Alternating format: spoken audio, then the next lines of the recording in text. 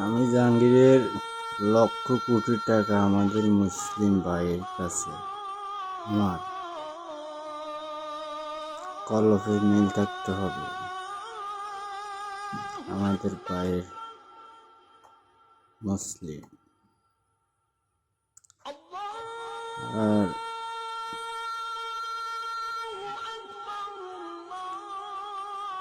সবাই এখন নামাজ পড়ে।